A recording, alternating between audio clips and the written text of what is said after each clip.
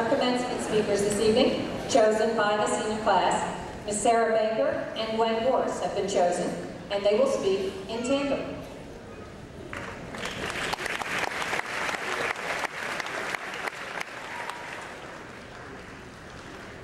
Welcome, class of 2008, family, friends, and innocent bystanders. First and foremost, congrats on getting this far. Truly, just the fact that you're here tonight represents years of hard work on your part, graduates, and lots of unwavering support from you, audience. However, that was tragically not enough to fill the required 10 minutes for a commencement speech. And truth be told, you've heard it all before. We tried and tried to think of something moving that would truly capture the spirit of this class. We sought assistance from Shakespeare, indulged in many a comfort food, and finally, in a moment of sheer hopelessness, decided to turn on the TV. There, in full unitard glory, stood the ever-impressive figure of Mr. Incredible. And, in that moment, a story came to us. It was a story of struggle, of passion, and of angst. Class of 2008, it was your story, the creation of a superhero. Today, audience, you are witnessing the birth of forces so mighty, so brave, so super, that it will blow your mind.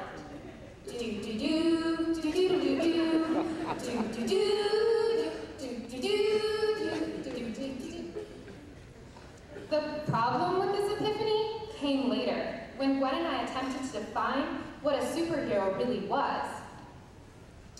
It went a little bit like this. Well, personally, I'm a fan of Catwoman. Well, that's fine, if you like losers. What followed has been labeled explicit and therefore will not be disclosed. Eventually, however, we decided that each person has a different definition of what a superhero is. Thus, in order to get a general definition, Sara and I felt compelled to look to the most accurate of sources, the beacon of our nation's knowledge. Wikipedia.org. Wikipedia contends that there are several qualifications that one must possess in order to be classified as a true superhero.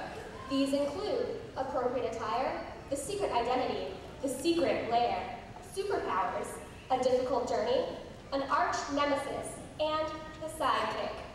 Obviously, we've mastered the appropriate attire part.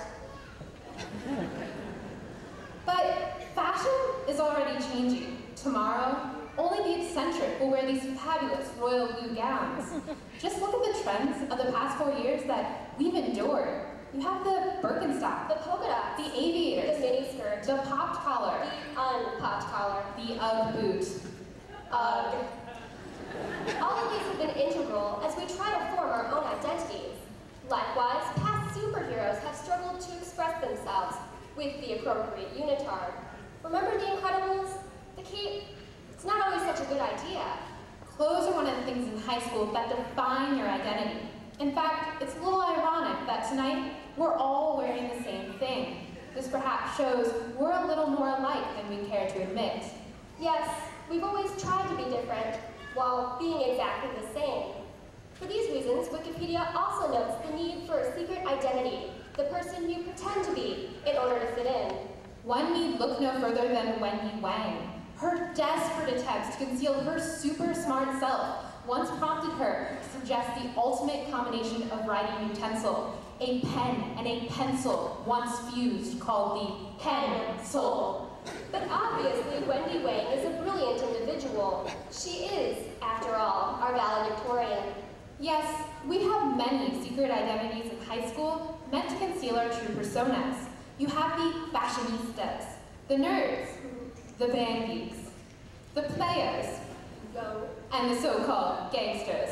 Holla! But really, none of these labels can accurately describe a person, much less define a person. Sure, we all have the looks and the public persona, but so does everyone else in the world. What makes Parkway West, class of 2008, different?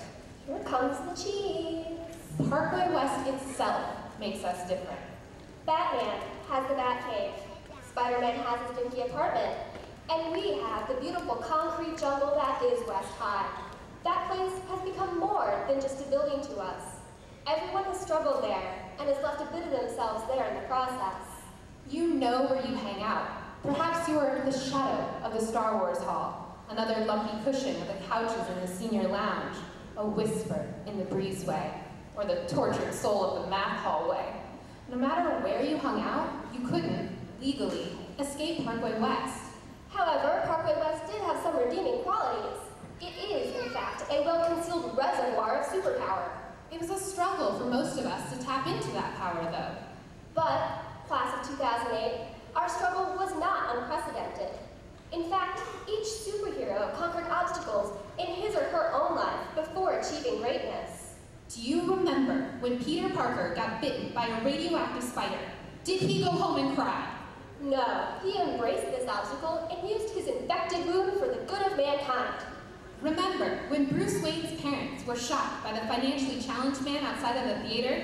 Did he vanish into the mountains to be trained by a fierce group of fighting monks? Briefly? Yes, but then he returned to use both his inherited wealth and his mad monk fighting skills for the good of mankind. This moral mission is the key uniting factor among all credible superheroes. True, some were born great, and some had to struggle for greatness, but all used their resources for the good of mankind. Yes, Miss Campbell assigned copious amounts of vocab, and true, trig equals useless. But these were the obstacles. These were the obstacles you faced to reach that reservoir and unleash the superpower within you. This superpower is the knowledge you gained while a student at Parkway West. You used the resources available to achieve greatness, and tonight is a celebration of that. But there's something else that cannot go unmentioned. Homework was not the only obstacle you faced in your life, or that superheroes before you faced in theirs. No, all of them also had the arch nemesis. As the superheroes of Parkway West, we fought the man, AKA T-Mac, or the woman, AKA Plunkett. The weird thing about this fight was that our opponents never beat us down. Actually, they tried to raise us up. They wanted us to leave too, but not until we had found ourselves and our friends. These friends became more than just our co-conspirators to get free. They became our confidants, our pillars, our sidekicks. This is the last qualification to be a true superhero. Everyone has a sidekick. They're your peers here tonight. Maybe your sidekick is sitting next to you right now. Or watching you with pride from the audience. It could be your best friend from way back in the day. Or the person you got to know senior year of high school. Or the girl, just to your right, with brown hair and brown eyes. Sidekicks are notoriously quarrelsome, though. You've had your troubles. There have been blowouts, Catfights, mudslinging, attack ads, and the rare, but vicious, total tundra moments.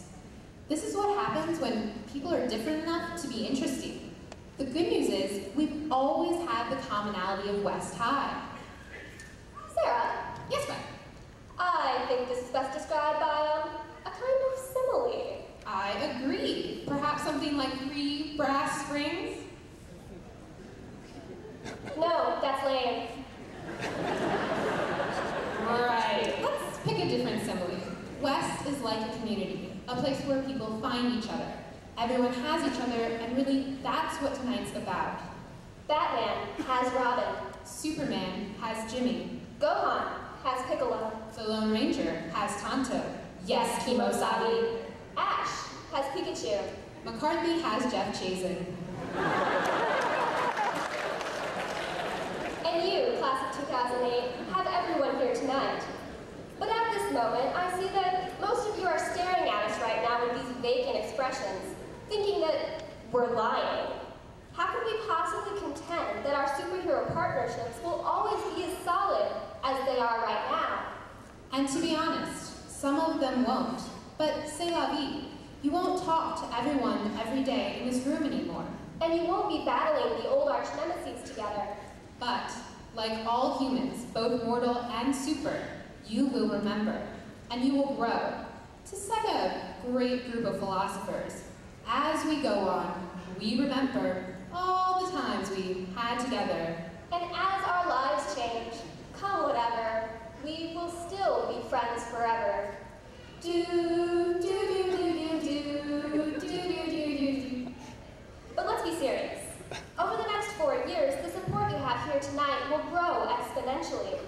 As you gain friends, co-workers, and even family, you will find that you have more sidekicks. So with that in mind, we have a mission for you, class of 2008, if you should choose to accept it. Keep being the kind of person you are today. Realize that you are exceptional, and you have the power to make exceptional changes in this world. But above all, graduates, remember this class. And remember to be a hero when you can, and a sidekick when you need to be. You are each other's greatest assets, and never forget it. Congratulations, class of 2008. There are heroes amongst us,